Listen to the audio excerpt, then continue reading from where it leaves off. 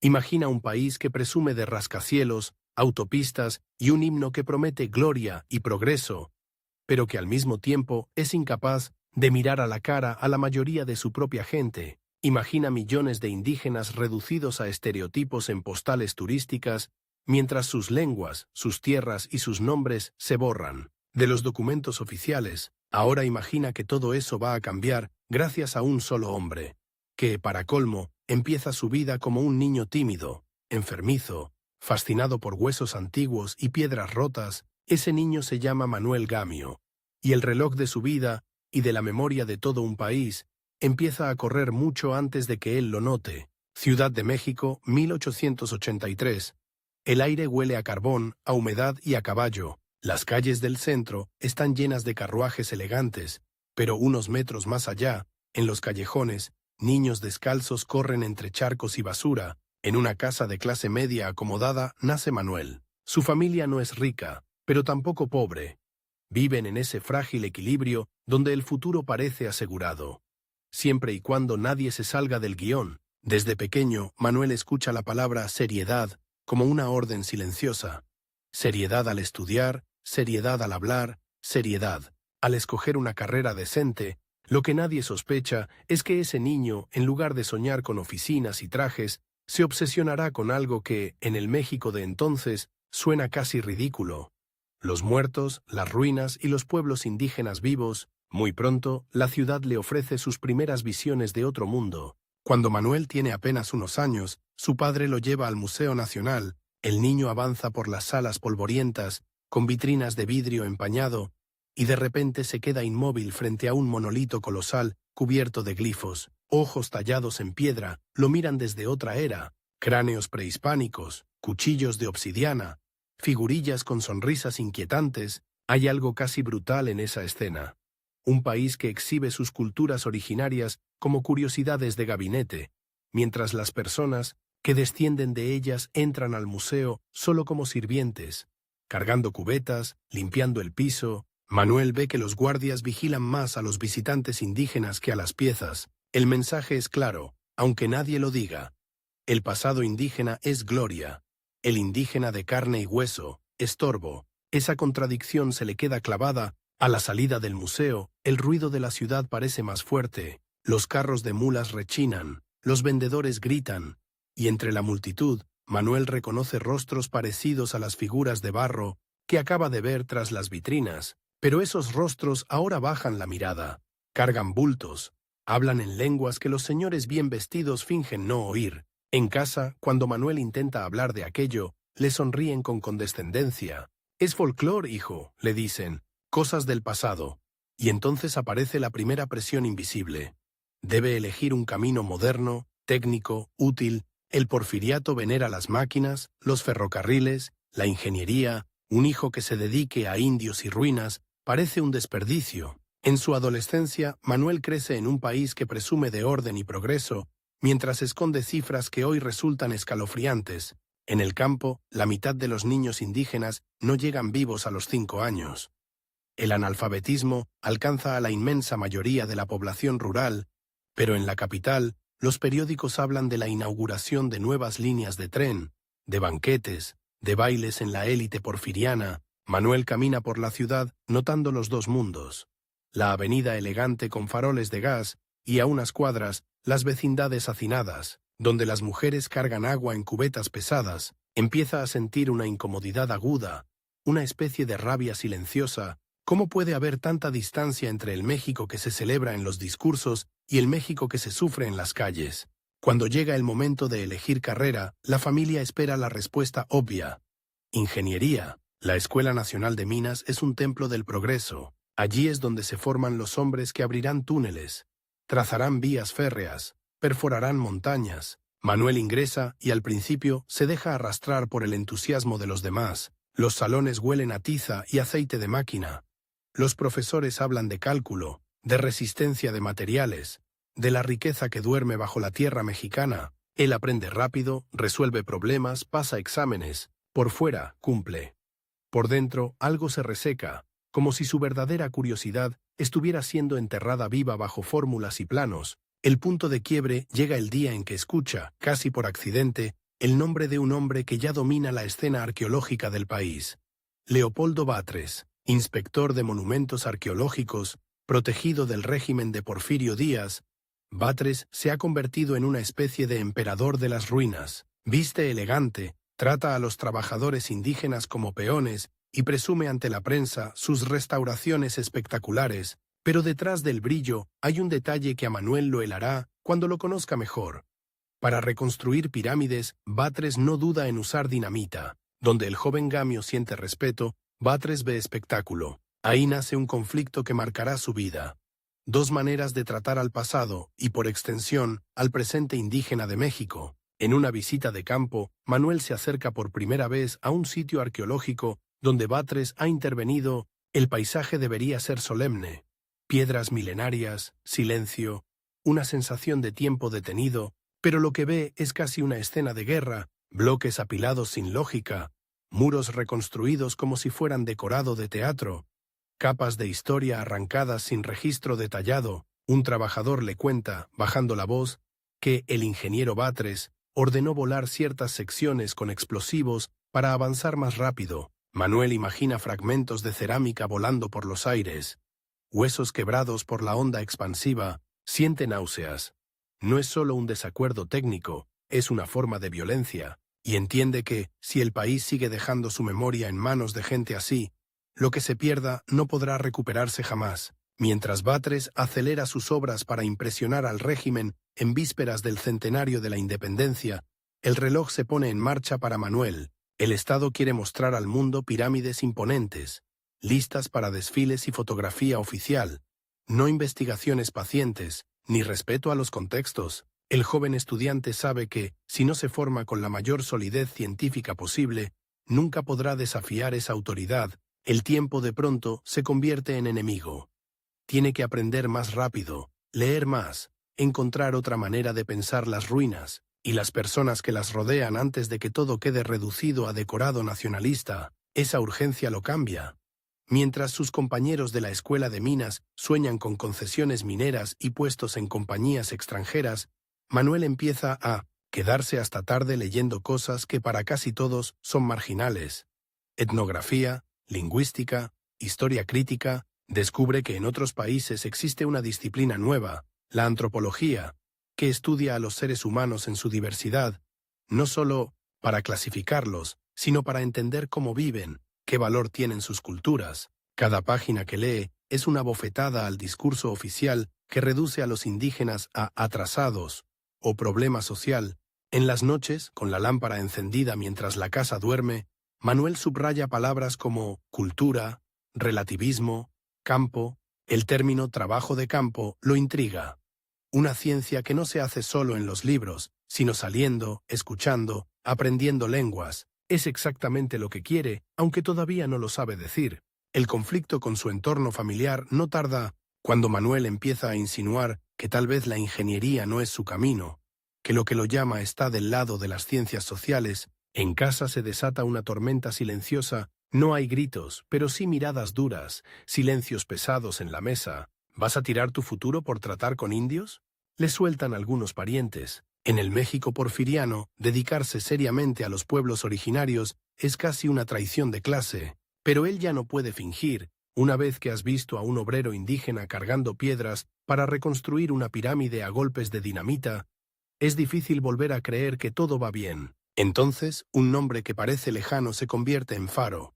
Franz Boas. Manuel se entera de que en la Universidad de Columbia, en Nueva York, Boas está revolucionando la antropología. Ya no se trata de medir cráneos para probar supuestas superioridades raciales, sino de comprender las culturas en sus propios términos. Cada grupo humano, dice Boas, tiene su lógica, su dignidad. Para un país como México, con decenas de pueblos originarios vivos, esa idea es dinamita, pero de otra clase. No es la que destruye pirámides, es la que puede hacer estallar los prejuicios. Manuel comprende que, si quiere enfrentarse algún día a figuras como Batres, debe aprender con los mejores, y eso implica una decisión radical. Dejar el camino cómodo, aceptar la incertidumbre, marcharse al extranjero. El reloj vuelve a sonar. Las oportunidades para un mexicano joven en Estados Unidos son pocas. El dinero es escaso y el régimen en 1902, su país empieza a mostrar grietas peligrosas. No hay mucho tiempo. El viaje a Nueva York es, en sí mismo, un choque de mundos. Al cruzar la frontera, Manuel siente que está dejando atrás no solo un país, sino una versión de sí mismo. El trayecto en tren es largo, incómodo, lleno de rostros desconocidos. Ve paisajes que cambian de desierto a ciudades industriales humeantes. Cuando llega a la gran urbe, el ruido es casi físico. Tranvías, gritos en idiomas que no reconoce, edificios que parecen arañar el cielo. En Columbia se enfrenta a algo más que un programa académico. Allí, por primera vez, se sienta en aulas donde la diversidad humana no es un problema que hay que resolver, sino un misterio que hay que entender. Boas aparece ante él no como un héroe, sino como un maestro exigente. Serio, meticuloso, obsesionado con los datos, no opine sin observar, repite. No juzgue sin contexto. Manuel absorbe esa disciplina como quien bebe agua después de un desierto. Las clases de Boas, los seminarios, las discusiones sobre cultura, lengua y raza van reconfigurando la mente de Manuel. Aprende métodos. Cómo registrar un mito en una lengua que no conoces. Cómo dibujar con precisión un mapa de un pueblo. Cómo anotar hasta el gesto más mínimo de una ceremonia. Pero también aprende algo más profundo, que la categoría de indio con la que creció, tan cargada de desprecio, es una simplificación brutal. Escucha historias de pueblos del noroeste del Pacífico, de esquimales, de inmigrantes europeos. Entiende que las jerarquías raciales son, en gran medida, invenciones para justificar desigualdades. Siente cómo las piezas encajan. Si eso es cierto allá, también debe serlo en México. El problema no son los indígenas, es la forma en que la nación los ha construido como otros. Mientras se sumerge en esa nueva visión del mundo, las cartas y periódicos que llegan de México traen noticias inquietantes. La calma porfiriana se resquebraja. Protestas, huelgas, levantamientos. Nombres como Francisco I. Madero empiezan a circular. La revolución se acerca. De pronto, el tiempo de Manuel se acorta aún más. No puede quedarse indefinidamente en Nueva York. Sabe que el país al que volverá no será el mismo que dejó. Y también sabe que, si no regresa pronto, las decisiones sobre qué hacer con los pueblos indígenas las tomarán otros. Quizá con menos escrúpulos, quizá con más armas. La sensación de cuenta regresiva se mezcla con noches de estudio frenético. No hay margen para postergar exámenes, para perder clases. Cada día que gana en preparación es un día que le arrancará al caos que se avecina. Cuando finalmente decide volver, el viaje de regreso tiene otro tono. Ya no es el estudiante inseguro que partió buscando respuestas vagas. Es un joven con herramientas, con una visión distinta, pero que llega a un país donde casi nadie sabe qué es exactamente la antropología moderna. Al pisar de nuevo la Ciudad de México, lo golpean el olor a pólvora y el murmullo de la incertidumbre. Las paredes llevan consignas pintadas. Los periódicos se venden con titulares sobre fusilamientos y batallas. Porfirio Díaz ya no parece invencible. La vieja estructura que sostuvo a personajes como Leopoldo Batres empieza a tambalearse. Pero eso no significa que haya desaparecido. El vacío de poder puede ser una oportunidad o una trampa mortal para cualquier proyecto. Manuel comienza a moverse en un ambiente intelectual que está en ebullición. Se reúne con juristas, médicos, maestros que también quieren construir un México distinto después de la tormenta. Empieza a publicar artículos, a hablar de la necesidad de conocer científicamente a la población indígena, de integrarla sin destruirla, de entender sus lenguas y costumbres como riqueza, no como obstáculo. Sus ideas son recibidas con curiosidad por algunos, con suspicacia por otros. En los pasillos de las instituciones todavía resuena la voz de la vieja guardia, y entre ellos aún se escucha el nombre de Batres, que no está dispuesto a ceder fácilmente su papel de dueño del pasado prehispánico. Ese es el terreno donde la rivalidad toma forma. Para muchos funcionarios, la opción es clara. De un lado, el arqueólogo oficial, que sabe cómo montar escenografías patrióticas. Del otro, un joven que habla de estadísticas, de trabajo de campo, de respeto a los indígenas vivos, a quien van a escuchar en medio de una revolución que exige héroes rápidos, símbolos fáciles, certezas inmediatas. Aún así, algo empieza a cambiar. Entre balazos y discursos, surge la idea de que la nueva nación necesita conocerse a sí misma de verdad. Un nombre, un proyecto, una oportunidad concreta, empiezan a deslizarse en las conversaciones. Teotihuacán, el Valle de las Pirámides, el mismo escenario donde Batres colocó sus reconstrucciones apresuradas, podría convertirse ahora en laboratorio para una ciencia nueva. El tiempo, sin embargo, no da tregua. El gobierno provisional necesita resultados, no hay paciencia para investigaciones que tarden décadas. Manuel escucha una y otra vez la palabra pronto. Pronto informes, pronto propuestas, pronto diagnósticos. Tiene que demostrar que su enfoque no es solo moralmente superior, sino eficaz, útil para un Estado que se reorganiza bajo presión. Cada día que pasa sin un proyecto claro es un día en el que algún otro puede reclamar ese espacio. Quizá un discípulo de Batres, quizá un burócrata sin escrúpulos. La cuenta atrás se escucha ahora en su propia respiración, y entonces llega la oportunidad que lo cambiará todo. En medio de las negociaciones y los vaivenes políticos, alguien propone que un joven preparado en el extranjero, con ideas modernas, coordine un estudio integral en el Valle de Teotihuacán. No solo excavar piedras, sino estudiar a las comunidades que viven alrededor, sus tierras, sus problemas, sus esperanzas. El nombre que surge es el suyo, Manuel Gamio. No es aún el director indiscutido de nada, no tiene asegurado el éxito, pero tiene algo que jamás había tenido. Una puerta entreabierta hacia el tipo de antropología que sueña. Sabe que, si la cruza, se enfrentará tarde o temprano a la sombra de Batres y al peso de décadas de prejuicios. Sabe también que no puede demorarse. Una mañana fría, antes del amanecer, sube a un tren rumbo a Teotihuacán. Mientras el paisaje se vuelve gris y luego dorado con la primera luz, Manuel se asoma por la ventana. A lo lejos se dibujan las siluetas de las pirámides. No son ruinas muertas, piensa. Son el punto de partida de una batalla por el alma de México. Y el tiempo para librarla está a punto de agotarse. En Teotihuacán, Manuel cree que va a excavar piedras. Y descubre que, en realidad, está excavando el poder. Frente a él se alzan las siluetas oscuras de las pirámides, recortadas contra un amanecer frío. El vapor del tren todavía flota en el aire cuando baja al andén de una estación pequeña, casi silenciosa, pero lo que aparentemente es calma es, en realidad, una bomba de tiempo. El gobierno le ha dado un mandato ambiguo y feroz: mostrar resultados pronto, hacer de Teotihuacán un símbolo brillante del México nuevo, probar que no es un soñador de museo, sino un hombre capaz de dirigir proyectos de Estado. Si no lo consigue en pocos años, otros, con menos escrúpulos y más amigos influyentes, ocuparán su lugar. Entre esos otros, un nombre late como una amenaza: Leopoldo Batres. El valle huele a humo de fogón y tierra húmeda. Las casas de adobe se apiñan alrededor de veredas polvorientas, donde los niños corren descalzos, esquivando gallinas y perros flacos. Manuel camina hacia la zona de las ruinas. A cada paso, el pasado arrasado por el presente salta a la vista.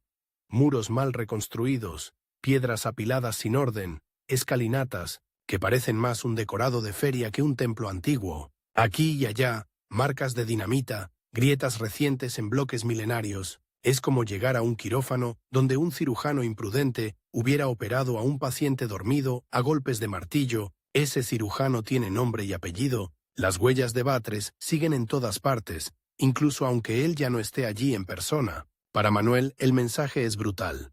Antes de construir nada nuevo, tendrá que desexcavar los estragos de su rival. Nada más instalarse en un cuarto modesto cerca del sitio, recibe la primera visita incómoda. Un emisario del gobierno, traje oscuro, bigote fino, mirada calculadora, le entrega un documento con sellos oficiales y una frase venenosa. Se espera un informe sustancioso en un plazo no mayor a 2 años, con resultados visibles para el público y la prensa. Resultados visibles. No habla de metodologías, ni de respeto a las comunidades, ni de precisión científica. Habla de espectáculo, de fotos en los periódicos, de discursos triunfales. Manuel siente cómo el límite de tiempo se le clava en la nuca. No solo tiene que demostrar que su enfoque es mejor que el de Batres, tiene que hacerlo más rápido, con menos recursos y en medio de un país que se desangra en la revolución. La primera decisión que toma es casi un desafío abierto al modelo anterior. No va a trabajar solo con obreros anónimos dirigidos a gritos, sino con un equipo mixto de técnicos, estudiantes y habitantes locales. Recluta topógrafos jóvenes, dibujantes, un par de arqueólogos novatos fascinados por sus ideas, y sobre todo convence a campesinos del valle para que no solo excaven, sino que participen en el registro de hallazgos, en la interpretación de ciertos restos, en la vigilancia del sitio. Es un experimento social, tanto como científico. Algunos lo miran con desconfianza, otros, acostumbrados a obedecer sin preguntar, se sorprenden cuando les pide opinión. Entre los trabajadores hay quienes fueron empleados antes por Batres. Confiesan a media voz que el antiguo jefe no toleraba preguntas. Manuel toma nota. Si quiere desarmar la autoridad casi mítica de su rival, tendrá que demostrar que otra forma de trabajar no solo es más justa, sino más eficaz. Pronto aparece la primera trampa. Un funcionario regional, aliado de la vieja guardia y de los intereses cercanos a Batres, se presenta con una sonrisa envenenada, insiste en que Manuel debe concentrarse en lo que importa. Liberar rápidamente las fachadas más espectaculares, recomponer escalinatas, levantar muros bonitos para los visitantes. Los campesinos, las costumbres, eso se ve después, dice con condescendencia. Para reforzar su punto, lanza una amenaza velada. Los fondos son escasos y se reasignan con facilidad. Si el proyecto no luce bien en las fotografías oficiales, se acabó. Manuel entiende la jugada. Si cede, se convierte en una versión maquillada de Batres. Si se mantiene firme, corre el riesgo de que le corten el presupuesto. Es un dilema de tiempo. No puede pasar años peleando, necesita resultados rápidos que prueben que su vía es viable. Decide maniobrar como si estuviera excavando una tumba delicada. Con paciencia, pero sin perder ritmo. Por un lado, organiza áreas de trabajo que sí generan escenas impresionantes. Escalinatas bien liberadas, plataformas definidas, vistas panorámicas que la prensa puede fotografiar, pero detrás de ese telón impone una disciplina casi obsesiva. Todo se registra. Capas de tierra, posición exacta de cada fragmento de cerámica, restos de pigmentos, huellas de fogones. Cuando un capataz, acostumbrado a los métodos violentos de Batres, ordena a los obreros que avancen a pico limpio para impresionar a los visitantes, Manuel lo detiene en seco, frente a todos. Esa escena es un momento de quiebre. Un joven director desafía, públicamente, la forma de trabajar que el viejo régimen consideraba normal. Algunos obreros bajan la vista.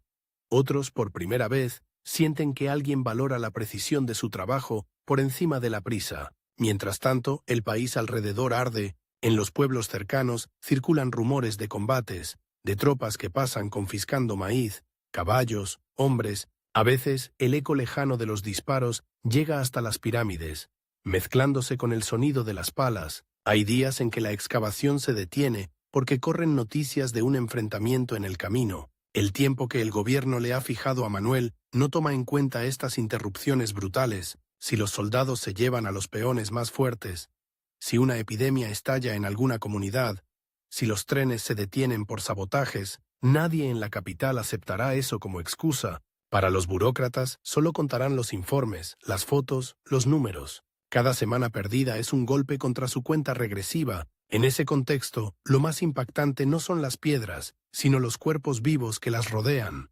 Manuel recorre a pie los pueblos del valle, duerme en jacales de techo de palma, comparte tortillas duras con familias que no han probado carne en semanas, escucha historias que cortan el aliento, niños que mueren de diarreas tratables, mujeres que dan a luz de rodillas en pisos de tierra, campesinos endeudados de por vida con las tiendas de raya, obligados a trabajar de sol a sol por un salario que nunca alcanza. En algunos pueblos, la mitad de los adultos no sabe firmar su nombre.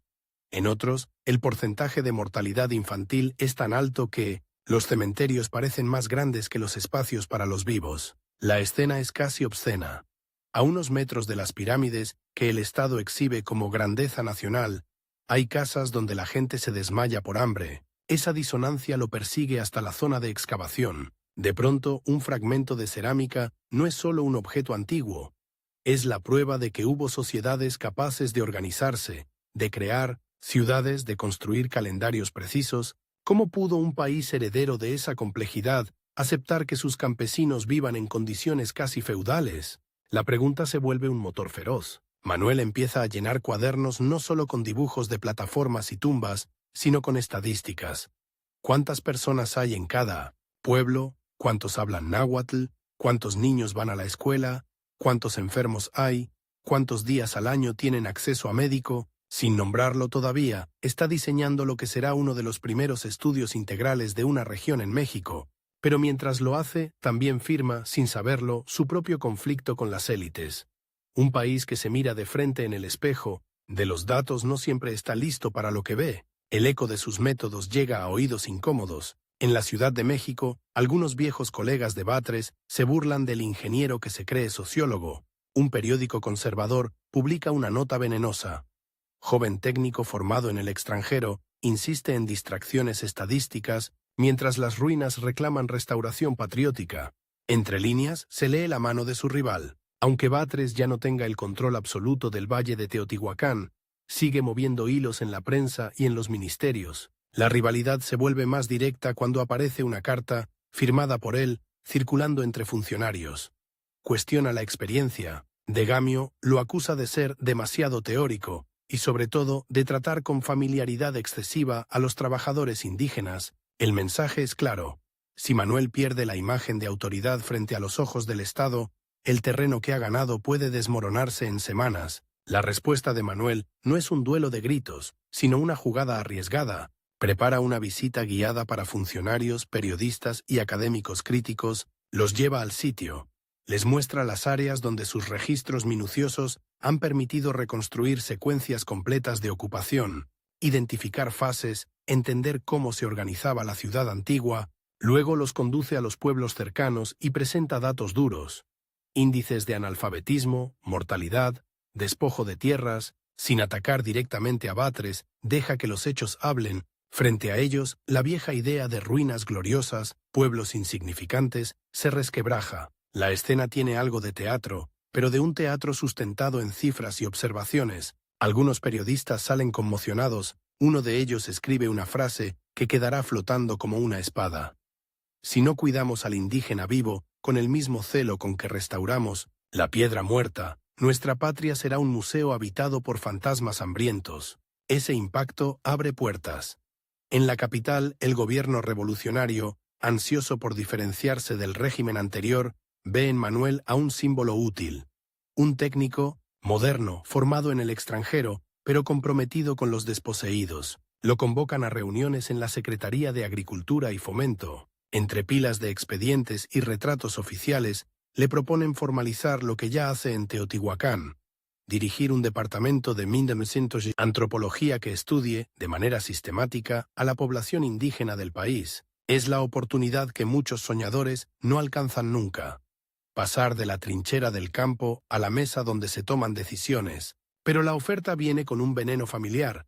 Plazos. Quieren diagnósticos rápidos, recomendaciones aplicables en el próximo periodo presidencial.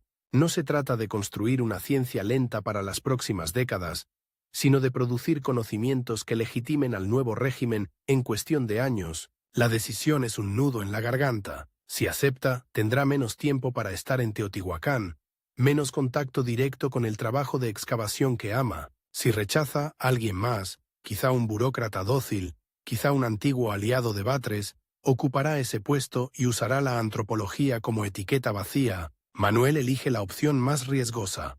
Acepta el cargo con la condición de seguir dirigiendo, al menos por un tiempo, el proyecto en el Valle. Se compromete a lo casi imposible, ser, al mismo tiempo, funcionario y hombre de campo, una doble vida marcada por relojes implacables.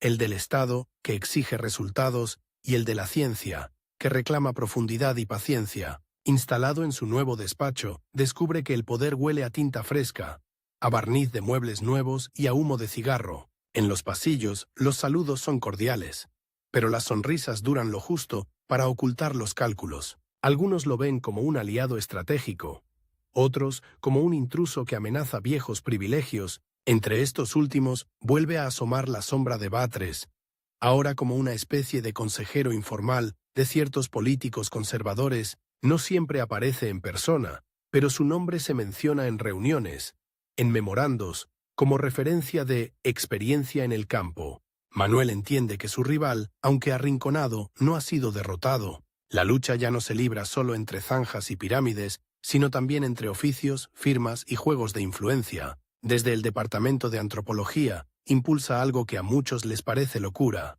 una encuesta nacional sobre las condiciones de vida de los pueblos indígenas, sus lenguas, sus formas de trabajo, sus necesidades concretas. No bastan anécdotas ni folclore. Hacen falta números, mapas, testimonios. Para lograrlo, imagina una red de maestros rurales, médicos, agrónomos, que funcionen como observadores en cada región. Pero el plan choca de frente con la realidad.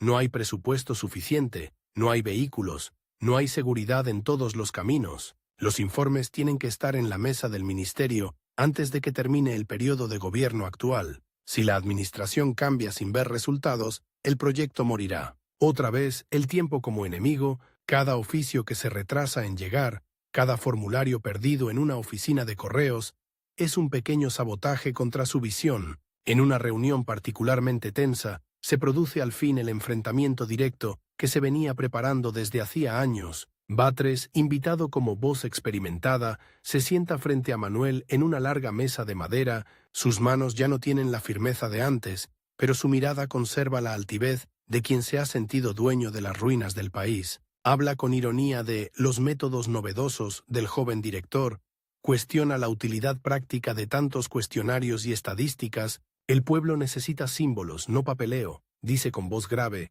Luego insinúa que el trato de Manuel hacia los indígenas es excesivamente permisivo, que corre el riesgo de confundir la ciencia con sentimentalismo. La sala se queda en silencio. Muchos esperan un estallido, pero Manuel responde con calma cortante. Recuerda los daños irreversibles causados por dinamitar estructuras, la falta de registros, en las restauraciones pasadas, los beneficios concretos que ya empiezan a verse en el valle gracias a escuelas y servicios básicos. No menciona a Batres por su nombre, pero todos saben de quién habla. Es una victoria parcial, frágil. En política, nada se gana para siempre. El giro más inesperado llega cuando el discurso indigenista empieza a ponerse de moda. De repente, políticos que jamás pisaron un pueblo originario llenan sus discursos con palabras como raza, tradición, espíritu indígena. Se imprimen carteles con imágenes de pirámides, mujeres con trenzas, hombres con sombrero de palma, todos sonriendo en colores brillantes. El país que durante décadas ocultó a sus indígenas ahora los exhibe, pero como estampas decorativas. Manuel vive ese momento con una mezcla de triunfo y alarma. Algunas de sus ideas, la necesidad de valorar las culturas originarias, de integrarlas sin destruirlas, están en boca de gobernantes, pero muchas veces aparecen deformadas, convertidas en propaganda vacía. Es otra forma de robo. Ya no es la expropiación de tierras o la destrucción de pirámides, sino la apropiación del discurso. Sus conceptos, arrancados de contexto, se usan para justificar políticas que no cambian de fondo las relaciones de poder. Aún así, su influencia crece. Lo consultan para redactar leyes sobre patrimonio arqueológico, para diseñar campañas educativas, para reorganizar el Museo Nacional. Los periódicos lo presentan como el padre de la antropología moderna en México, título que él recibe con incomodidad. Sabe que, en muchos rincones del país, los peones siguen muriendo de enfermedades curables, las comunidades siguen perdiendo sus tierras, los niños siguen sin escuela. Pero también sabe que nunca antes alguien con su formación había tenido acceso a esos espacios de decisión. El tiempo, sin embargo, no se detiene. La política mexicana es volátil. Presidentes que no terminan su mandato, alianzas que se rompen de un día para otro, generales que hoy son héroes y mañana traidores. En más de una reunión nocturna, mientras la ciudad se apaga lentamente, Manuel siente un escalofrío.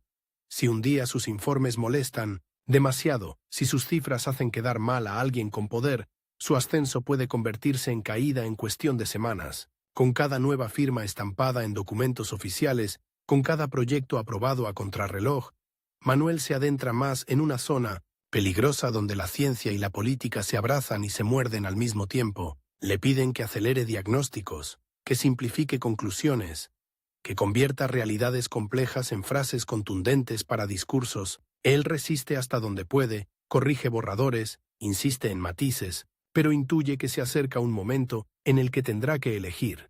Callar ciertas verdades para conservar su posición o decirlas a plena voz y arriesgarlo todo. El hombre que llegó a Teotihuacán, creyendo que el mayor peligro eran las dinamitas de Batres, empieza a entender que las explosiones más devastadoras no siempre ocurren en las piedras, sino en los pasillos del poder, donde un decreto, una acusación o un cambio de gobierno pueden demoler, en un día, lo que tardó años en construir, y mientras las luces de la ciudad se apagan una a una, el reloj que lo acompaña desde la infancia parece latir más fuerte que nunca. Imagina que las cifras que tú mismo levantaste para salvar a un país se convierten de pronto en el arma perfecta para destruirte. Que esos mapas, tablas y gráficos que hiciste a la luz de una lámpara de petróleo, en pueblos sin agua ni médico, terminan apilados, en un escritorio elegante, esperando solo la firma que pondrá tu nombre en una acusación oficial. Eso es lo que aún no sabe Manuel Gamio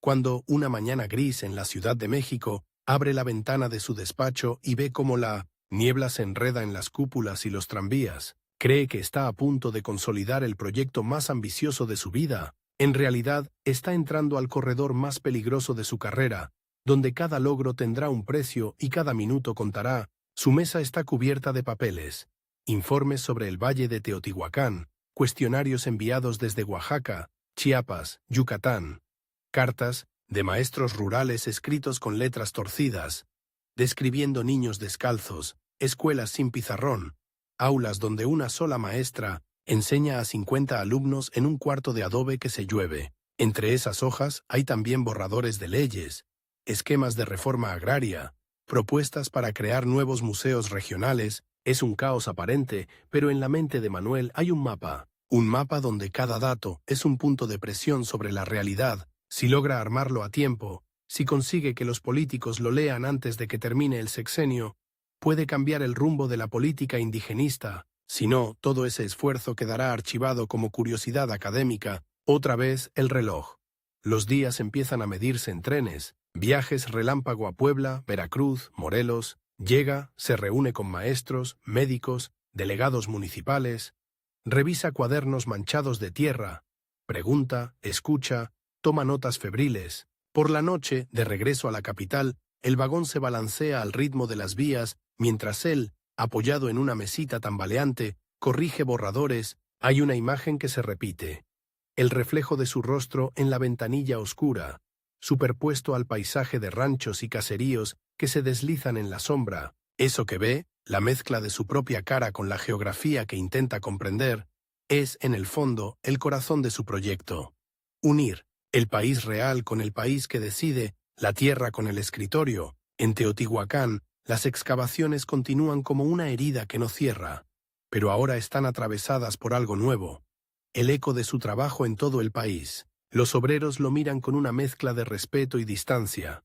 Saben que ya no es solo el ingeniero que baja a la zanja con ellos, sino el funcionario que firma oficios y recibe ministros. Cuando aparece en el sitio, los niños corren a su encuentro. Las mujeres lo saludan con confianza. Los hombres se quejan de los precios, del maíz o del abuso de algún hacendado. Manuel escucha todo. Sabe que cada queja es un dato, cada historia una pieza del rompecabezas que intenta armar, pero también sabe que su tiempo allí es cada vez más corto. Tiene que irse antes del mediodía para alcanzar el tren de vuelta. Tiene que entregar informes en la secretaría. Tiene que estar en 3 lugares a la vez. El poder, descubre, no solo te da voz, también te roba presencia. Sus métodos empiezan a dar frutos visibles. Los primeros resultados del estudio del Valle de Teotihuacán sorprenden incluso a sus críticos. No solo describen las ruinas, sino la vida actual del valle con una precisión brutal. Porcentajes de analfabetismo cercanos al 90% en algunas comunidades. Mortalidad infantil que supera a 1 de cada 3 nacidos. Jornaleros que trabajan 12 horas diarias por un salario que apenas alcanza para maíz y sal. Cuando presenta esos números en una sesión cerrada con funcionarios, la sala se incomoda. Hay quienes se remueven en sus sillas de cuero. Uno pregunta, con voz seca, si era necesario ser tan crudo. Manuel responde sin titubeos: no podemos transformar lo que nos negamos a ver. Esa frase corre de boca en boca. Unos la celebran, otros en silencio la anotan mentalmente como una insolencia. Mientras tanto, el nombre de Gamio empieza a circular fuera de México. Revistas especializadas en Estados Unidos y Europa reseñan su trabajo. Hablan del nuevo enfoque integral que combina arqueología, antropología y estadística social. Desde el extranjero le envían cartas, invitaciones, propuestas de colaboración. En las fotos de grupo de congresos científicos Aparece de pie entre académicos con trajes oscuros, todos mirando a la cámara con gravedad. Podría parecer una escena de triunfo, pero detrás de ese reconocimiento hay una sombra que se alarga. Cuanto más visible se vuelve, más fácil es convertirlo en blanco. Leopoldo Batres, mientras tanto, no desaparece, recula, observa, aguarda. Su prestigio entre ciertos círculos políticos sigue intacto, sobre todo entre aquellos que añoran el antiguo régimen, con sus ceremonias solemnes y su idea de patriotismo monumental. Para ellos, Batres encarna la grandeza perdida. El hombre que, a fuerza de dinamita y voluntad, hizo aparecer pirámides donde antes solo había montones de tierra. En corrillos discretos repite una idea venenosa: que el proyecto de Gamio es, en el fondo, un lujo, que tanta cifra y tanta encuesta son un capricho de intelectual, un desperdicio de recursos en un país que necesita obras visibles, no diagnósticos incómodos. El conflicto, que hasta entonces se había jugado en cartas y comentarios, adquiere un nuevo escenario.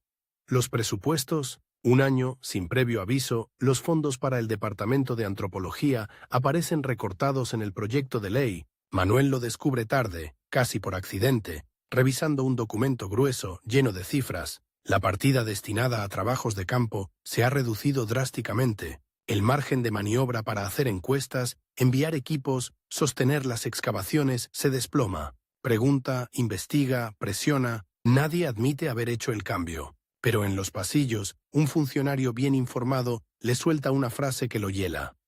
Hay quienes consideran que usted se ha vuelto demasiado importante, ingeniero, y a la política no le gustan los hombres que se vuelven imprescindibles. La carrera contra el tiempo se vuelve entonces desesperada. Con menos dinero y las mismas expectativas de resultados, Manuel reorganiza todo, reduce viáticos, concentra esfuerzos en zonas clave, pide a sus colaboradores que hagan milagros con presupuestos ridículos, empieza a trabajar de madrugada y a terminar de noche, comiendo a deshoras, respondiendo cartas mientras el resto de la ciudad duerme. Algunos colaboradores se quejan, otros renuncian. Los más convencidos se quedan, aunque sus salarios se retrasan y sus familias los presionan para buscar trabajos más seguros. En medio de esa tensión se produce un momento de gracia. La publicación de La población del Valle de Teotihuacán, el libro, denso y detallado, es algo que México no había visto antes. Radiografía simultánea del pasado remoto y del presente doliente de una región. Describe las pirámides con rigor, pero también los contratos de peonaje, las deudas impagables, las casas sin ventanas donde duermen familias enteras. No es solo un estudio, es una acusación silenciosa. Los elogios no tardan. Académicos nacionales y extranjeros lo señalan como obra pionera, pero también aparecen reacciones inquietas, entre ellas un comentario anónimo en un periódico. Nos preguntamos si el ingeniero Gamio recuerda que su tarea es estudiar, no juzgar. No lo firman, pero Manuel reconoce el tono de quienes se sienten aludidos. En paralelo, su influencia en la educación pública crece. Se le consulta para diseñar contenidos escolares que incorporen la historia y la cultura indígenas. Él insiste en que los niños no solo deben aprender nombres de héroes y fechas de batallas, sino también entender que el país está hecho de muchas lenguas, muchos rostros, muchos calendarios. Propone manuales donde aparezcan imágenes de campesinos, artesanos, danzantes, no como clichés pintorescos, sino como protagonistas de la historia. Es una propuesta revolucionaria y por eso mismo difícil de digerir. Algunos pedagogos lo apoyan, otros temen que esa exaltación de lo indígena despierte viejos resentimientos o fragmente la unidad nacional que el Estado quiere forjar a toda costa. El tiempo, de nuevo, marca el compás. Cada ciclo escolar que empieza sin cambios en los programas es una oportunidad perdida. Cada administración que termina sin implementar sus propuestas empuja sus ideas al borde del archivo muerto. Manuel se vuelve más insistente, más apremiante. Hay reuniones donde su voz sube de tono, donde golpea la mesa con el puño, no por temperamento, sino por desesperación. Sabe que no tiene décadas. Sabe que un cambio de presidente puede barrerlo de la escena en un suspiro. Ese sentido de urgencia le da fuerza, y a la vez lo vuelve, a los ojos de algunos, incómodo, hasta peligroso. El giro inesperado llega en forma de una oportunidad reluciente. Un proyecto para reorganizar el Museo Nacional, convertirlo en un espacio moderno, con salas dedicadas a las diferentes culturas del país, con piezas ordenadas por contexto, no por capricho estético. En la propuesta, el nombre de Gamio aparece como figura clave, es, en apariencia, el reconocimiento máximo a su trayectoria, pero al mismo tiempo lo coloca en el centro de una batalla silenciosa por el control de la memoria oficial. ¿Qué se exhibe? ¿Cómo se cuenta? ¿Quién decide qué piezas se muestran y cuáles se quedan en bodega? Detrás de vitrinas y pedestales se mueven intereses poderosos. Coleccionistas, viejos directores, funcionarios que ven en el museo un escenario perfecto para ceremonias y discursos. En una junta definitoria se produce un nuevo choque con Batres, esta vez a través de sus aliados. Ellos sostienen que el museo debe exaltar la grandeza arquitectónica del pasado, con salas llenas de columnas imponentes, réplicas, espectaculares, decorados teatrales. Manuel defiende lo contrario. Quiere menos espectáculo y más contexto, menos imitación y más verdad. No necesitamos un decorado para turistas, sino un lugar donde los mexicanos comprendan de dónde vienen. Insiste, la discusión se alarga por horas. Al final, se aprueba una versión descafeinada de su proyecto. Ciertas innovaciones pasan, otras se diluyen. Es una victoria a medias, pero también una señal. Hay un límite invisible a lo que se le permitirá transformar. Poco a poco, las tensiones acumuladas encuentran una grieta por donde filtrarse. Un día, en su despacho, llega un sobre oficial con un sello que reconoce de inmediato. Dentro, un documento frío, redactado en términos vagos pero cargados de veneno. Se anuncian investigaciones sobre el manejo de fondos destinados a Teotihuacán, supuestas irregularidades en contratos de obra, discrepancias en facturas, gastos no justificados en actividades de campo. Manuel siente que el piso se le mueve, revisa uno por uno los documentos, recuerda cada recibo, cada compra discutida con la administración. Las cuentas, está seguro, cuadran, pero en política, la verdad contable importa menos que la utilidad del escándalo. El rumor se expande con rapidez. En cafés donde se reúnen periodistas y funcionarios, se habla de posibles desfalcos, de uso personal de recursos. En la prensa aparecen notas envenenadas, con titulares ambiguos. Interrogantes sobre manejo de recursos en proyectos arqueológicos. No lo acusan directamente, pero las alusiones son obvias. Entre párrafos vuelven frases que ya ha oído antes. Métodos discutibles. Excesiva autonomía en la toma de decisiones. La figura de Batres, aunque no aparezca en los artículos, flota sobre cada línea. Es como si el antiguo guardián de las ruinas hubiera encontrado al fin la dinamita perfecta. No para derrumbar pirámides, sino prestigios. Los amigos de Manuel lo aconsejan con urgencia. Unos le dicen que se defienda de inmediato, que publique una respuesta contundente, que denuncie a quienes orquestan la campaña. Otros, más prudentes, le sugieren lo contrario, que se mantenga discreto, que no alimente el escándalo, que confíe en que, al no haber pruebas reales, el asunto se desinflará. Él siente que cada día de silencio multiplica las sospechas, pero también sabe que un enfrentamiento frontal podría dar a sus enemigos el pretexto perfecto para sacarlo definitivamente del juego. De nuevo, la cuenta regresiva.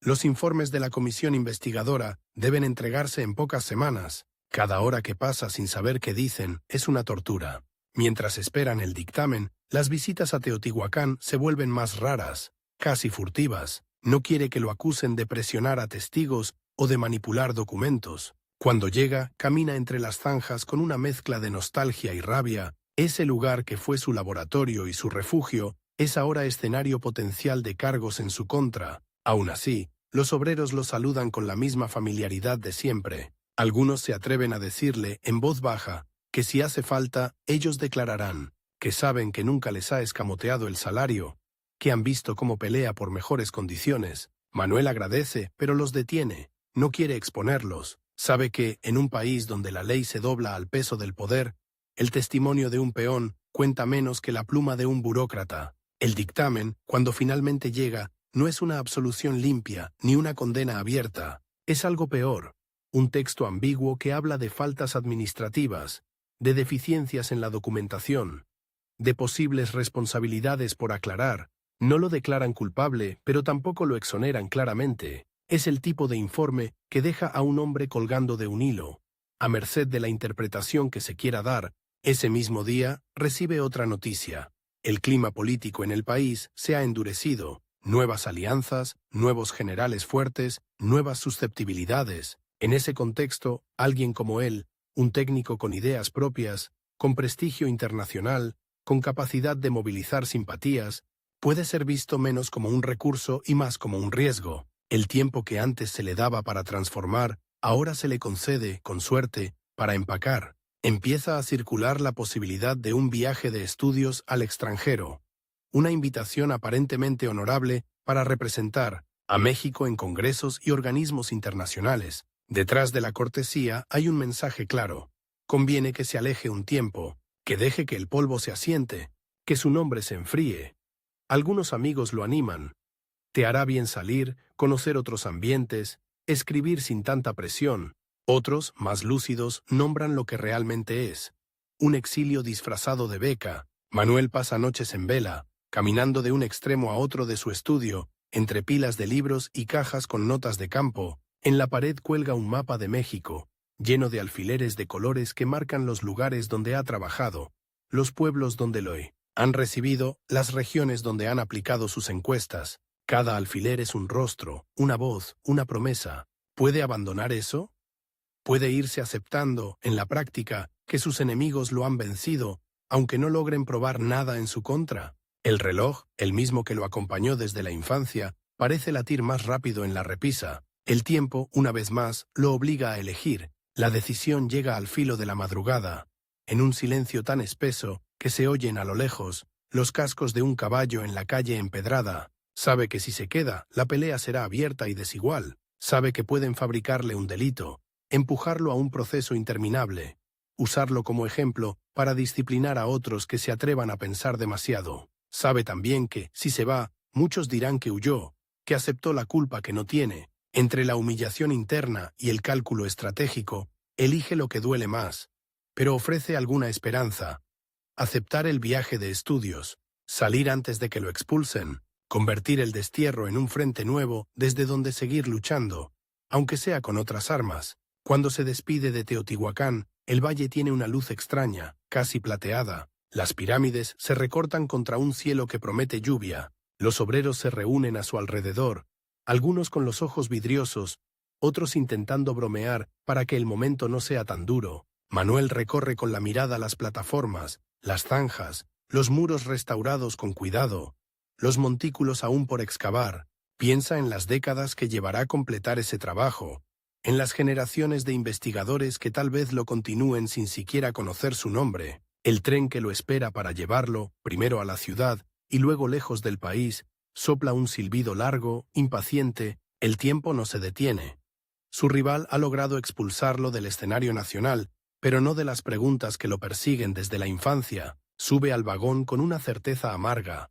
Deja atrás cargos, despachos, sellos oficiales, pero se lleva consigo algo que nadie puede confiscarle, una forma nueva de mirar a México, una convicción feroz de que las piedras y las personas deben estudiarse juntas, de que ningún discurso patriótico vale si deja fuera a los vivos. Mientras el tren arranca y las siluetas de las pirámides se hacen pequeñas en la distancia, Manuel ignora aún que, lejos de apagarlo, el exilio afilará su pensamiento, que desde otra tierra volverá a hablar de la suya con una fuerza que sus enemigos no han calculado. Por ahora solo siente el golpeteo del vagón, el peso de los años acumulados y el tic-tac insistente de un reloj que, aunque cambie de país, seguirá marcando la misma cuenta regresiva. El tiempo que queda para que México decida si escucha o no lo que sus indígenas y sus ruinas llevan más de un siglo intentando decir. Imagina que el hombre acusado de despilfarrar fondos públicos para excavar piedras inútiles termina, años después, siendo el experto que Estados Unidos consulta para decidir cuántos mexicanos pueden cruzar su frontera sin que estalle una crisis. Imagina el contraste. De funcionario sospechoso en su propio país a árbitro silencioso del destino de miles de compatriotas al otro lado del río Bravo. Eso es lo que empieza a ocurrir cuando el tren que lleva a Manuel Gamio se aleja de Teotihuacán, y suena, por primera vez en mucho tiempo, como una sentencia y como una oportunidad al mismo tiempo. Afuera, el paisaje se desdobla en campos y pueblos. Adentro, el reloj de bolsillo que heredó de su padre marca un tiempo nuevo, más cruel. El de un exiliado que tiene que demostrar su valor antes de que lo olviden en ambas orillas. Al llegar a Estados Unidos, la caída de estatus es brutal, casi física. En la estación, nadie lo espera con coches oficiales ni saludos ceremoniosos.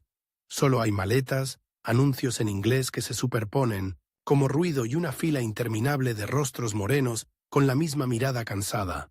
Jornaleros, mujeres con niños en brazos, jóvenes, que parecen demasiado pequeños para llevar tanta responsabilidad en la espalda. Cuando un agente de migración le hace preguntas mecánicas, lo trata como a cualquier otro.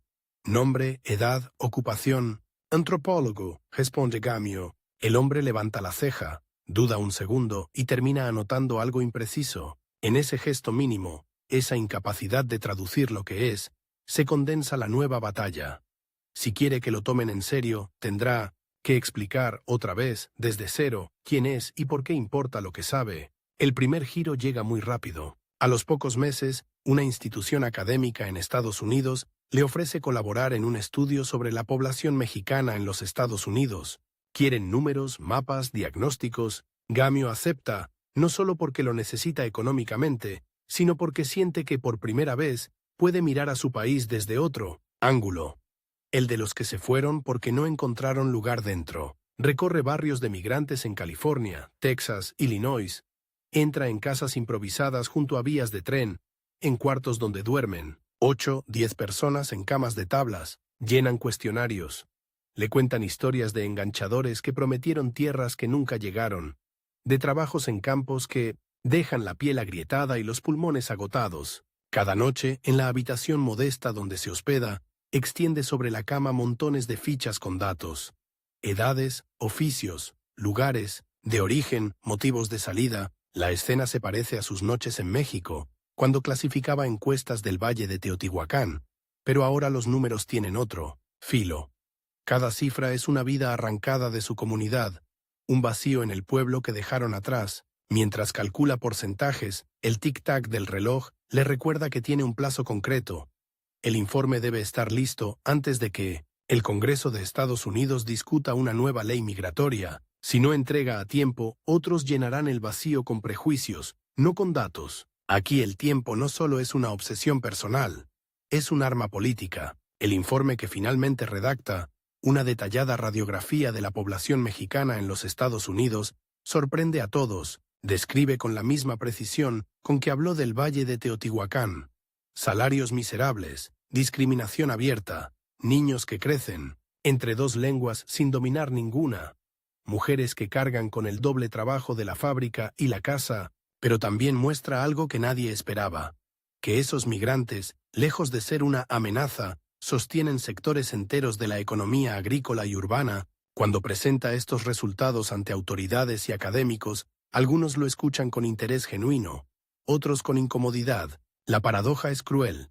El mismo país que le abre la puerta como experto, quiere usar sus cifras para calcular cuánto puede exprimir a su gente sin que proteste. Hay un momento especialmente inquietante. Tras una reunión, un funcionario lo toma del brazo, lo lleva a un lado y con voz baja le dice que su estudio podría ayudar a seleccionar mejor a los migrantes, distinguir a los útiles de los indeseables. Gamio siente un escalofrío. Sus tablas, sus mapas, su fe en que el conocimiento sirve para dignificar, podrían convertirse en herramienta de filtro, de exclusión. Es una sombra nueva de la que no había tenido plena conciencia en México. El conocimiento no es neutro, y en manos equivocadas se transforma en bisturí que corta donde más duele. La pregunta lo persigue al regresar al cuarto de pensión, mientras vuelve a desplegar papeles sobre la cama. ¿Puede controlar el destino de lo que descubre? ¿O solo puede confiar en que, a la larga, la verdad pesa más que la manipulación? Desde lejos, las noticias de México le llegan como ecos truncados en cartas tardías y recortes de periódicos. Se entera de cambios de gobierno, de nuevos generales en ascenso, de reformas agrarias que avanzan a trompicones, y de vez en cuando, de algo que lo toca más de cerca. Movimientos en el mundo de la arqueología y la antropología. Un día, una carta le trae una noticia que lo deja sumido en una mezcla de alivio y desasosiego. Leopoldo Batres ha muerto. El viejo rival, el hombre que simbolizaba la arqueología de dinamita y cintas inaugurales, ya no está. Podría parecer una liberación, Pero para Gamio es un golpe seco. Comprende, con una claridad incómoda, que su verdadero adversario nunca fue solo Batres, sino todo lo que Batres representaba: la tentación de convertir el pasado en decorado, la comodidad de las versiones simplificadas, la voluntad de borrar al presente incómodo. Detrás de una pirámide espectacular, la muerte de Batres abre un espacio, sí, pero también deja una herencia que otros se apuran en administrar. Jóvenes funcionarios en México, que lo admiraban como héroe del porfiriato, intentan reescribir su figura, suavizar sus excesos, presentar sus métodos como audaces en lugar de brutales. Algunos incluso recuperan sus viejos proyectos monumentales y los visten con lenguaje revolucionario. En los discursos oficiales se empieza a mencionar a Manuel Gamio con cautela, como si fuera un primo incómodo de esa tradición. Útil cuando habla de unidad nacional, molesto cuando insiste en los derechos de los vivos. Desde su exilio, Gamio lee esos textos con un nudo en la garganta. Siente que el duelo no es solo por un hombre muerto, sino por la batalla simbólica que ahora se librará sobre sus legados opuestos. En Estados Unidos, su prestigio profesional crece. Lo invitan a conferencias, lo citan en artículos, lo consultan para nuevos estudios. Hay momentos en que podría dejarse seducir, quedarse allá, construir una carrera académica cómoda, recibir sueldos estables, ser el experto mexicano que explica a América Latina a públicos ansiosos de exotismo. Pero cada vez que está a punto de instalarse en esa idea, ocurre algo que lo devuelve a su centro. Una tarde, en una pequeña ciudad del Medio Oeste, ve a un grupo de obreros mexicanos salir de una fábrica. Caminan en silencio, los hombros hundidos, con las manos manchadas de grasa. Uno de ellos, al verlo tomar notas, le pregunta: ¿Y eso para qué sirve, ingeniero? ¿Lo que usted escribe nos va a cambiar algo? La pregunta lo atraviesa como dardo. Se da cuenta de que, si su trabajo no termina regresando a México para transformar algo concreto, todo se convertirá en una brillante colección de artículos citados sobre un sufrimiento que siguió intacto. La presión del tiempo reaparece con rostro nuevo. No solo envejece él. Las sienes se le cubren de canas, el pulso se le agita cuando sube escaleras, la vista le falla al leer de noche, sino que envejecen también las promesas que se hizo. Cada año que pasa lejos de México es un año en que otros diseñan políticas indigenistas, otros escriben manuales escolares, otros deciden qué imágenes de lo indígena se vuelven oficiales. Sabe que, si no regresa pronto, su lugar será ocupado por versiones descafeinadas de sus ideas, o peor aún, por nuevos Batres, con técnicas modernas y los mismos viejos vicios. En reuniones íntimas con amigos latinoamericanos en el exilio, repite un estribillo: «No vine aquí a jubilarme, vine a cargar más municiones para la vuelta». Pero cada invierno que pasa, más largo y duro que el anterior, hace la misma pregunta al espejo: ¿y si la vuelta no llega a tiempo? El giro llega, de nuevo, como mezcla de cálculo político y necesidad práctica. Algunos sectores en México empiezan a entender que tener a Manuel Gamio en el extranjero, hablando de su país con autoridad moral y científica, es un arma de doble filo. Cada artículo suyo publicado en una revista internacional recuerda al mundo que México produjo una antropología de vanguardia y la dejó ir. Al mismo tiempo, crece en el país una corriente que quiere institucionalizar el indigenismo, darle forma de programas estables, no solo discursos. Necesitan, para legitimar ese proyecto, nombres con peso, y no hay nombre más pesado en ese campo que el suyo. Empiezan a circular rumores de que el gobierno estaría dispuesto a restituirle plenamente el honor si decide regresar. En otras palabras, ofrecerle un lugar en la mesa a cambio de que ponga su prestigio al servicio de la nueva estrategia oficial.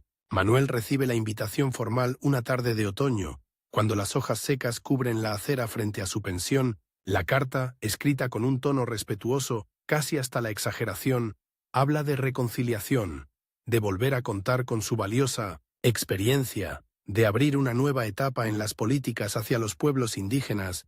Le ofrecen colaborar en la creación de un organismo de alcance continental, un instituto indigenista interamericano con sede en México, que coordine esfuerzos entre distintos países. El proyecto es irresistible para el intelectual que sigue soñando con mapas y estadísticas, pero debajo hay un reloj invisible.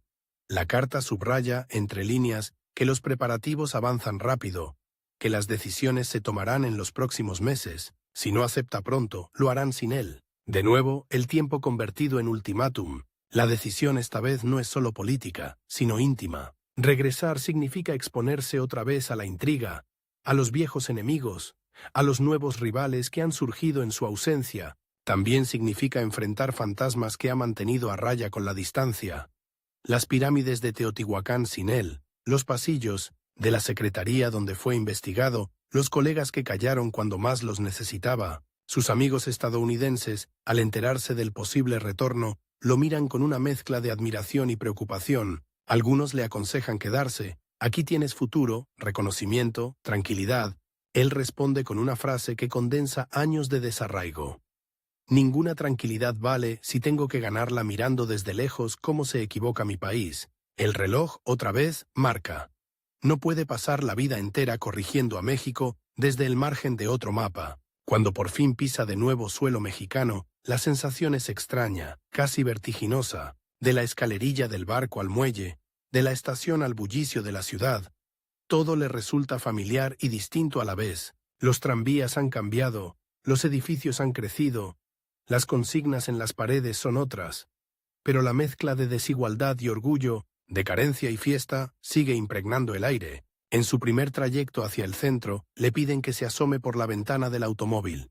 A lo lejos, recortadas contra el cielo, alcanzan a verse las siluetas de las pirámides de Teotihuacán. Es solo un segundo, una imagen fugaz entre anuncios y cables eléctricos, pero basta para que sienta un puño en la garganta. Aquel valle del que salió como un expulsado sigue ahí, imperturbable, recordándole que el tiempo de las piedras no coincide con el de la política. El regreso institucional, sin embargo, no es una coronación sencilla. En las oficinas donde se diseñan la nueva política indigenista y el Instituto Indigenista Interamericano, encuentra generaciones enteras de jóvenes antropólogos que lo han leído como mito. Algunos lo miran con devoción, casi como a una figura de bronce que de pronto camina y habla. Otros, en cambio, lo reciben con una cortesía helada.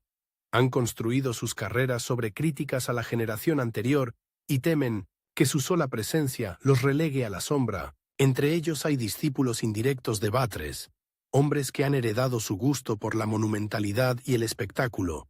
Pero ahora, envuelto en vocabulario modernizador, en más de una reunión, oye argumentos que le resultan tristemente conocidos. Que los programas indigenistas deben mostrar resultados visibles, que las obras deben ser impactantes, que el país necesita símbolos grandes que puedan fotografiarse. Gamio responde con paciencia al principio, con firmeza después, insiste en lo que lleva décadas repitiendo, que no habrá verdadera transformación mientras los pueblos indígenas sigan siendo vistos como paisajes, no como ciudadanos con voz, que un museo nuevo, un mural gigantesco o una escuela bien pintada no significan nada si por dentro se repiten las mismas jerarquías, los mismos desprecios. Sus intervenciones generan incomodidad, a veces franca hostilidad. En una sesión tensa, un joven funcionario, irritado, lanza una frase cargada de veneno. Ingeniero, con todo respeto, su tiempo fue el de las excavaciones y las monografías. Ahora necesitamos resultados en pocos años, no teorías para toda la vida. La sala se queda en silencio. Manuel respira hondo y suelta una respuesta que corta como filo. Precisamente porque quieren resultados en pocos años, están corriendo el riesgo de arruinar, en unos cuantos decretos, procesos que tardaron siglos en formarse. El viejo conflicto con Batres parece revivir, pero con otro rostro. Ya no es una pelea por el control de Teotihuacán, sino por el sentido mismo del indigenismo. La sombra del antiguo rival se materializa, incluso, en espacios concretos. Un día, en una visita al renovado Museo Nacional, se encuentra con una escena casi teatral. En un corredor central han colocado bustos de figuras fundacionales de la arqueología mexicana. A un lado, el de Leopoldo Batres, con su expresión severa y el bigote rígido. Frente a él, casi contrapuesto, el de Manuel Gamio, con rasgos más suaves, como si hubieran querido subrayar la diferencia entre el militar y el estudioso. Los dos bronces se miran de frente, atrapados en un diálogo mudo. Gamio sonríe con ironía. Sus nombres, antes enfrentados en memorandos y recortes de prensa, ahora comparten mármol y polvo, convertidos en parte de la misma narrativa oficial que ambos, cada uno a su modo, combatieron y alimentaron. En los años posteriores, su trabajo se concentra en tejer una red de instituciones y programas que, al menos, mantengan vivo el espíritu crítico detrás del indigenismo. Participa en la formación de antropólogos jóvenes, revisa planes de estudio, impulsa proyectos de investigación en comunidades concretas, sabe que no podrá verlo todo consolidado, el cuerpo le pasa factura, las noches de desvelo clasificando encuestas, las caminatas interminables en el campo, los viajes en trenes fríos, los años de tensión, en el exilio, se acumulan ahora en dolores de espalda, en cansancio que no se quita con una siesta, en pequeños fallos del corazón, que los médicos disfrazan de episodios de fatiga, pero Manuel se niega a bajar el ritmo. En su cabeza, el reloj ya no marca solo el tiempo de una carrera profesional, marca el tiempo de una vida entera que tiene que cerrar sus círculos antes de que suene, definitivo, el último tic. Hay un día que condensa esa urgencia. Lo invitan a dar una conferencia en una universidad donde muchos de los asistentes podrían ser sus nietos. El auditorio está lleno. Algunos han leído Forjando Patria, otros solo conocen su nombre de oídas. Antes de subir al estrado, un colega le susurra que no se exceda, que hable poco para no cansarse. Él asiente, pero cuando toma la palabra y ve frente a sí a decenas de rostros jóvenes, algunos indígenas, otros mestizos, muchos obreros, que estudian de noche, las frases se le encienden. Habla de la necesidad de que la antropología salga de las aulas, de que el país deje de usar a los indígenas como ornamento de folletos turísticos, de que la verdadera modernidad no se mida en kilómetros de carretera, sino en respeto a las diferencias. En medio de la exposición, siente una punzada aguda en el pecho. Podría detenerse, pedir agua, sentarse, pero sabe que quizás sea la última vez que tenga la oportunidad de decir esto en voz alta. Acelera un poco, como si corriera contra un cronómetro invisible, y remata con una frase que ha madurado durante décadas. Si este país no aprende a mirarse en el rostro de sus indígenas, no se está mirando a sí mismo, se está viendo en un espejo prestado. Ese día, al bajar del estrado, sus piernas tiemblan, un estudiante se acerca para pedirle que le firme un libro. Otro le dice que, gracias a sus textos, decidió estudiar antropología. Una joven oaxaqueña le cuenta que en su pueblo la gente aún habla de las encuestas que él mandó hacer cuando mi abuelo era niño. Cada una de esas voces es para él un recordatorio de que su trabajo ha tenido efecto más allá de los salones de gobierno, pero también un recordatorio cruel de que el tiempo que le queda para seguir orientando, corrigiendo, empujando, es escaso. Esa noche, al llegar a casa, se sienta frente al mapa de México, que lo ha acompañado desde sus años de exilio. Los alfileres de colores han aumentado. Nuevos proyectos, nuevas zonas estudiadas, nuevos puntos donde alguien está tratando de unir, como él quiso, tierra y escritorio. Por primera vez en mucho tiempo, siente que, aunque el reloj siga corriendo, ya no está solo empujando contra él. Cuando la muerte llega, en 1960, no lo hace en medio de una intriga política ni de un escándalo en los periódicos, sino en la discreción de una vida que se apaga después de haber ido al límite. No hay tumultos en las calles ni funerales de Estado con cañonazos. Hay, sí, homenajes sinceros en aulas universitarias, silencios respetuosos en excavaciones donde los obreros se quitan la gorra un momento, discusiones apasionadas en seminarios donde su nombre aparece en la primera diapositiva y en el último pie de página. Algunos periódicos lo llaman padre de la antropología mexicana. Otros prefieren la etiqueta de pionero del indigenismo. A él, si pudiera contestar, probablemente le incomodarían los títulos solemnes. Habría dicho, como tantas veces, que no se trata de pioneros ni de padres fundadores, sino de trabajos que otros deben continuar, corregir, superar. Su rival, Leopoldo Batres, lleva años muerto para entonces, convertido en figura de museo, tanto como las piezas que alguna vez acomodó a golpes de dinamita, pero el verdadero duelo entre ambos, entre la arqueología de vitrinas y la antropología de carne y hueso, sigue vivo en cada decisión que se toma sobre qué ruinas se restauran y qué comunidades se escuchan. En ese plano, Manuel Gamio no pierde ni gana definitivamente. Su legado es más incómodo que una victoria cerrada.